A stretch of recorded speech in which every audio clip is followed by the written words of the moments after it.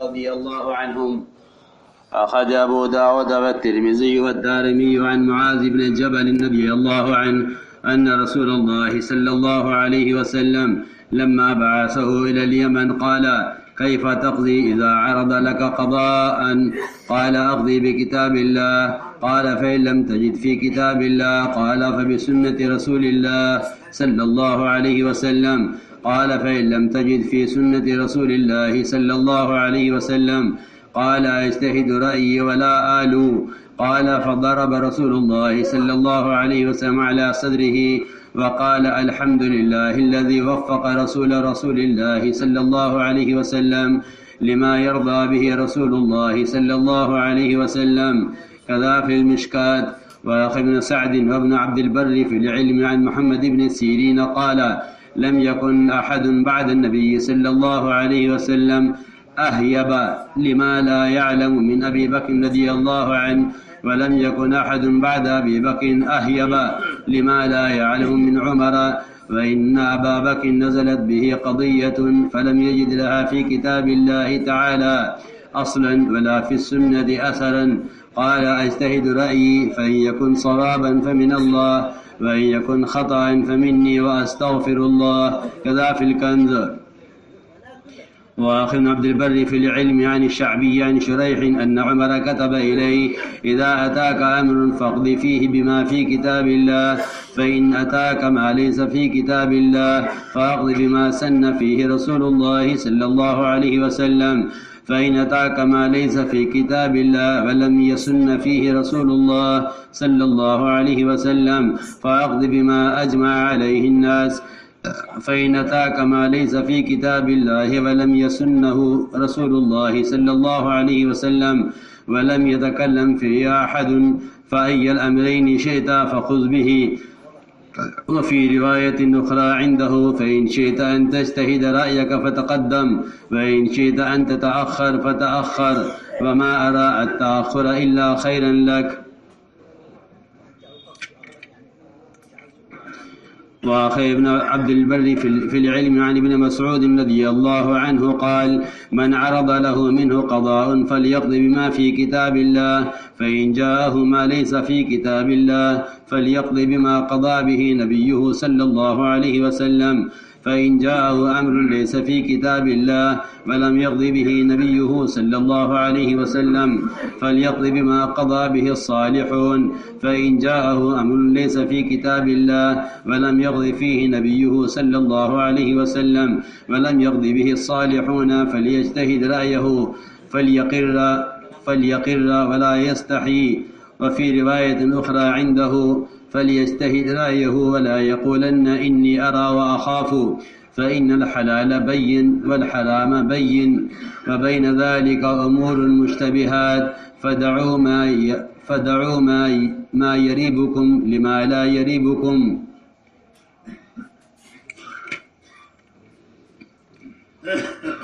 میرے محترم دوستو، بزرگ عزیزو، علم عمل کی کسوٹی ہے۔ علم ہی اصل امت کا قائد ہے۔ اپنے ہر قول و عمل کو علم و علماء پر پیش کرو، ہر اپنے علم و عمل کو علماء پر پیش کرو۔ علماء قائد ہیں، علماء قائد ہیں اور امام ہیں، اور امت مقتدی ہے، امت مقتدی ہے۔ علماء قائد ہیں، امت جی ہاں علماء مقتدی ہیں، امت مقتدی ہے۔ علماء اس لیے مقتدی ہیں کہ اصل علم امام ہے، اور سارے اعمال اور اقوال اور افعال وہ علم کے تابع ہیں۔ اس لیے ہم قدم قدم پر اقوال میں، افعال میں، اعمال میں، سب کہیں میں علماء کی رہبری اور ان کی طرف سے ملنے والی ہدایات کے سب پابند ہیں۔ یہ بنیادی بات ہے۔ اس لیے کہ علم سے ہٹ کر جہل اور ضلالت ہے، علم سے ہٹ کر جہل اور ضلالت ہے۔ اس لیے ہمیں چاہیے کہ ہر بیان اور ہر قول اور ہر عمل میں یہ دیکھیں کہ علماء حق کیا فرماتے ہیں۔ صحابہ کرام و خلفائے راشدین اس بارے میں سب سے زیادہ ڈرنے والے تھے، اس بارے میں سب سے زیادہ ڈرنے والے تھے، اس بارے میں سب سے زیادہ ڈرنے والے تھے۔ وہ اپنے عمل کی قبولیت کی فکر عمل سے زیادہ کرتے تھے۔ میرا یہ قول و عمل علم کے مطابق ہے یا خلاف ہے؟ میں نے ساری تمہید اس لیے عرض کی ہے کہ بسا اوقات بیانات میں ایسی چیزیں آ جاتی ہیں جو کہیں بھی کسی بھی معمولی بات میں بھی انبیاء علیہ السلام کی عصمت اور ان کی عظمت اور ان کے مقام کے خلاف ہو جاتی ہے۔ جیسے میں عرض کرتا ہوں کہ ہم سے مختلف مواقع پر بیانات میں موسیٰ علیہ السلام کا واقعہ، خاص طور پر ان کا انفرادی عبادت مشغول ہو جانا، اس بارے میں بیان ہوا ہے۔ کوئی بھی ایسی بات جس سے انبیاء علیہ السلام کی عظمت اور ان کی عصمت اور انبیاء علیہ السلام کے کام پر رائی کے دانے کے برابر بھی کوئی خطا یا غلطی کا شائبہ بھی ہو، اس سے ہمیشہ رجوع کرنا چاہیے، اس سے ہمیشہ رجوع کرنا چاہیے۔ اس واقعے میں کیونکہ اس بات کا یقینی طور پر اس طرف ذہن جاتا ہے کہ نعوذ باللہ موسیٰ علیہ السلام کی قوم سے الگ ہونے کی وجہ سے گمراہی آئی، یہ بات نہ آئندہ بیان کی جائے اور نہ اس خطا کی تائید کے لیے کوئی کوشش کی جائے، بلکہ ایسی چیزوں سے احتیاط اور اجتناب برتنا چاہیے۔ اس میں تو کوئی شک نہیں کہ انبیاء علیہ السلام کی دو ذمہ داریاں ہوتی ہیں، دعوت اور عبادت، اور وہ دونوں میں پوری کوشش کرتے ہیں، وہ دونوں میں پوری کوشش کرتے ہیں۔ اس بات کا شائبہ بھی نہیں آنا چاہیے کہ کسی ایک عمل کی کوشش سے خدا نہ کرے ان کے ایک کام کا نقصان ہو، ایسا ممکن نہیں ہے۔ اس لیے کہیں بیانات میں یہ بات آ گئی ہو تو ہم بھی اس سے رجوع کرتے ہیں اور ساتھیوں کو بھی اس میں احتیاط کرنی چاہیے۔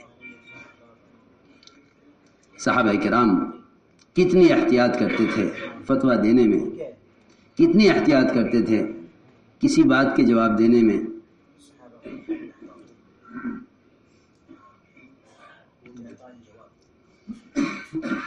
دوسری بات یہ ہے کہ اس بات کی تائید میں یا اس بات کو ثابت کرنے میں کوئی کوشش کرنا یہ بھی غلط ہے، یہ بھی غلط ہے۔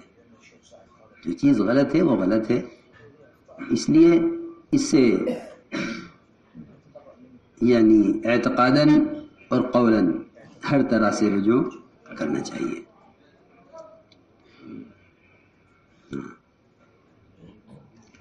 سنو، فرماتے ہیں معاذ بن جبل رضی اللہ تعالی عنہ کہ حضور اکرم صلی اللہ علیہ وسلم نے جب حضرت معاذ بن جبل رضی اللہ تعالی عنہ جو سید العلماء کہلاتے ہیں، سب سے زیادہ حلال حرام کے جاننے والے، بلکہ میں عرض کروں کہ اللہ جزائے خیر دے علماء حق کو کہ وہ اس طرح کی غلطیوں کی طرف متوجہ فرماتے رہتے ہیں۔ اس لیے بھی یاد رکھو کہ ہمیشہ اس طرح کی چیزوں میں علماء کے متوجہ کرنے پر ان کو اپنا محسن سمجھا کرو، ان کو اپنا محسن سمجھا کرو۔ اپنی بات کی تثبیت میں ان کو مقابل سمجھنا بڑی حماقت کی بات ہے۔ علماء کو اپنا محسن سمجھا کرو، اور یہ تو یقینی بات ہے کہ ٹوکنے والے کو ہمیشہ محسن سمجھو، ٹوکنے والے کو ہمیشہ محسن سمجھو۔ بلکہ صحابہ کرام تو ٹوکنے والوں کو تیار کرتے تھے، ٹوکنے والوں کو تیار کرتے تھے۔ معاویہ رضی اللہ تعالی عنہ 4 جمعہ اعلان کرتے رہے، مال ہمارا ہے، جس کو چاہیں گے دیں گے، جس کو چاہیں گے نہیں دیں گے۔ 4 جمعہ ہو گئے، کسی کی ہمت نہ ہوئی کہ کوئی ان کی غلط بات کی تردید کرتا۔ چوتھے جمعہ میں ایک بڑی میاں کھڑے ہوئے، کہا معاویہ غلط کہتے ہیں آپ، مال اللہ کے رسول کا ہے، ان کے حکم و طریقے کے مطابق خرچ ہو۔ معاویہ رضی اللہ تعالیٰ عنہ بڑی میاں کو اندر لے گئے۔ لوگوں نے کہا بس اب بڑی میاں کی شامت آ گئی، وقت آ گیا، کیوں بولا امیر کے سامنے؟ اندر جا کے دیکھا تو حضرت معاویہ رضی اللہ فرما رہے تھے احیانی احیاہ اللہ، اس نے مجھے زندگی بخش دی ہے، اللہ اس کو زندہ سلامت رکھے، اس نے مجھے زندگی بخش دی ہے، ورنہ میں تو مر رہا تھا کہ جس ذمہ دار اور امیر میں کو کوئی ٹوک نہ سکے اس کے اندر کوئی خیر نہیں ہے۔ اس طرح اپنے آپ پر اپنے کو ٹوکنے والوں کو تیار کرتے تھے۔ جی ہاں، 4 جمعہ اعلان کر کے تیار کیا کہ کوئی اعتراض کرے، کوئی ٹوکے، تاکہ معلوم ہو کہ ہاں ہمیں ٹوکنے والے ہیں۔ یہ بات ہے، اس لیے علماء کا ٹوکنے والے علماء کا اپنے اوپر احسان سمجھا کرو۔ اللہ جزائے خیر دے علماء حق کو کہ ایسی چیزوں کی طرف متوجہ فرماتے رہتے ہیں جس کے بیان کرنے میں انبیاء علیہ السلام کی ذات، ان کی شخصیت، ان کی عصمت اور ان کے مقام کے خلاف کوئی ذرہ برابر کوئی شائبہ بھی ہو، ایسی چیز کی طرف علماء متوجہ فرما دیتے ہیں۔ ایسی چیزوں سے ہمیشہ اجتناب کرنا چاہیے۔ تو فرماتے ہیں کہ حضور اکرم صلی اللہ علیہ وسلم نے جب بھیجا معاذ بن جبل رضی اللہ عنہ یمن کی طرف، فرمایا کہ اے معاذ، جب کوئی معاملہ پیش آئے گا تو تم کیسے فیصلہ کرو گے؟ فرمایا کہ میں فیصلہ کروں گا اللہ کی کتاب قرآن کے اعتبار سے، قرآن کے مطابق فیصلہ کروں گا۔ فرمایا اگر تم اللہ کی کتاب میں وہ مسئلہ نہیں پاؤ گے، وہ جھگڑا نہیں پاؤ گے، اس کا حل، تو کیا کرو گے؟ کہ پھر اللہ کے رسول صلی اللہ علیہ وسلم کی سنت اور آپ کی حدیث۔ فرمایا کہ اگر تم سنت رسول میں اس کو نہیں پاؤ گے پھر کیا کرو گے؟ تو فرمایا کہ میں غور و فکر کروں گا، اور اس غور و فکر میں کوئی کمی نہیں چھوڑوں گا، اس غور و فکر میں کوئی کسر نہیں چھوڑوں گا، اس غور و فکر میں کوئی کمی نہیں کروں گا۔ حضور اکرم صلی اللہ علیہ وسلم نے ان کے سینے پر ہاتھ مارا اور فرمایا تمام تعریفیں اس اللہ کے لیے ہیں کہ جس نے اللہ کے رسول صلی اللہ علیہ وسلم کے قاصد کو، اللہ کے رسول صلی اللہ علیہ وسلم کے قاصد کو وہ علم دے دیا، وہ علم دیا اور وہ سمجھ دی کہ جس سے اللہ کے رسول راضی ہیں۔ محمد بن سیرین کہتے ہیں کہ آپ صلی اللہ علیہ وسلم کے بعد ابو بکر سے زیادہ ڈرنے والا ان چیزوں کے بارے میں کوئی نہیں تھا جن کو ابو بکر جانتے نہیں تھے۔ اللہ اکبر۔ اب آپ کے بعد ابو بکر سے زیادہ اس چیز سے کوئی ڈرنے والا نہیں تھا جس کو وہ جانتے نہ ہوں، اور ابو بکر کے بعد عمر سے زیادہ ان امور کے بارے میں ڈرنے والا کوئی نہیں تھا جن امور کو وہ جانتے نہ ہوں۔ ابو بکر رضی اللہ تعالیٰ عنہ کو ایک امر پیش آیا، انہوں نے اس کا حل اللہ کی کتاب میں نہیں پایا، اور نہ سنت میں پایا، اور نہ صحابہ کے اثر میں پایا۔ فرمایا کہ میں اپنی رائے سے اجتہاد کروں گا، اگر وہ صحیح ہوئی تو اللہ کی طرف سے ہے، اور اگر وہ خطا ہے تو خطا میری طرف سے ہے۔ اس پر میں اللہ سے استغفار کرتا ہوں،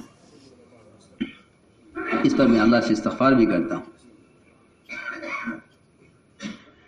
شرح کہتے ہیں کہ عمر رضی اللہ تعالیٰ عنہ نے ان کو لکھا کہ اے شریح، جب تمہیں کوئی معاملہ پیش آئے گا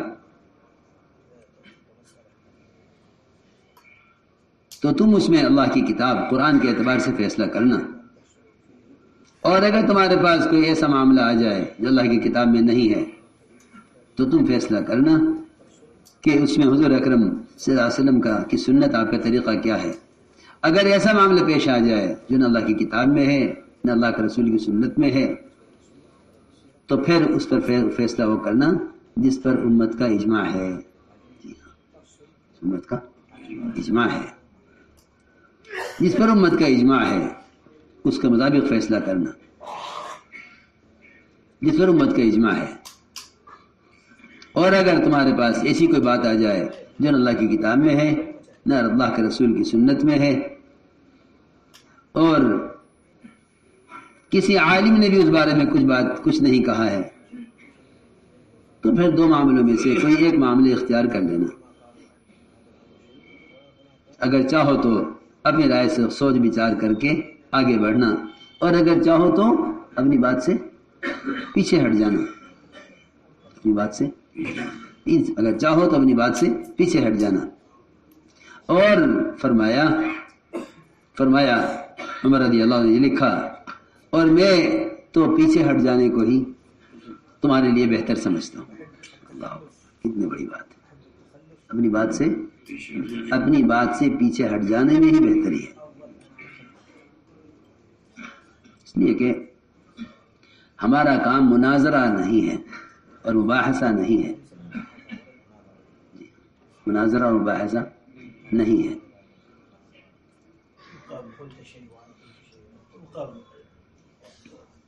عبداللہ بن مسعود فرماتے ہیں رضی اللہ تعالی عنہ کہ تم میں سے جس کو کوئی معاملہ پیش آئے اس کو چاہیے کہ وہ اللہ کی کتاب قرآن کے اعتبار سے فیصلہ کرے۔ اگر ایسا معاملہ پیش آ جائے جو اللہ کی کتاب میں بھی نہیں ہے تو فیصلہ کرے کہ اللہ اس اعتبار سے جس اعتبار سے اللہ کے نبی صلی اللہ علیہ وسلم نے اس بارے میں فیصلہ کیا ہے۔ اور اگر ایسا معاملہ پیش آ جائے جو نہ اللہ کی کتاب میں ہے اور نہ اللہ کے نبی نے اس بارے میں کوئی فیصلہ کیا ہے تو پھر وہ فیصلہ کرے جو فیصلہ صالحین نے، نیک لوگوں نے کیا ہے، یعنی علماء مراد ہیں، علماء حق۔ اور اگر کوئی ایسا معاملہ پیش آ جائے جو نہ اللہ کی کتاب میں ہے اور نہ اس بارے میں نبی صلی اللہ علیہ وسلم کوئی فیصلہ ہے اور نہ اس بارے میں علماء صالحین نے کوئی فیصلہ کیا ہے تو وہ اپنی رائے پر اجتہاد کرے اور اس پر جمے اور شرمائے نہیں، اور یہ نہ کہے کہ میں یوں سمجھتا بھی ہوں اور ڈرتا بھی ہوں، اس لیے کہ حلال واضح ہے اور حرام واضح ہے۔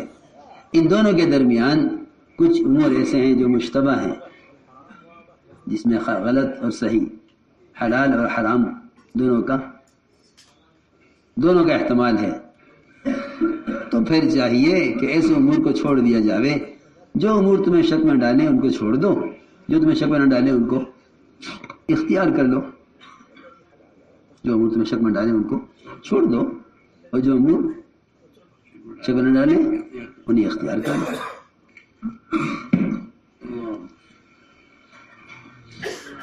اللهم صل على سيدنا مولانا محمد وعلى آل سيدنا مولانا محمد كما صليت على إبراهيم وعلى آل إبراهيم إنك حميد مجيد. ربنا ظلمنا أنفسنا وإن لم تغفر لنا وترحمنا لنكونن من الخاسرين.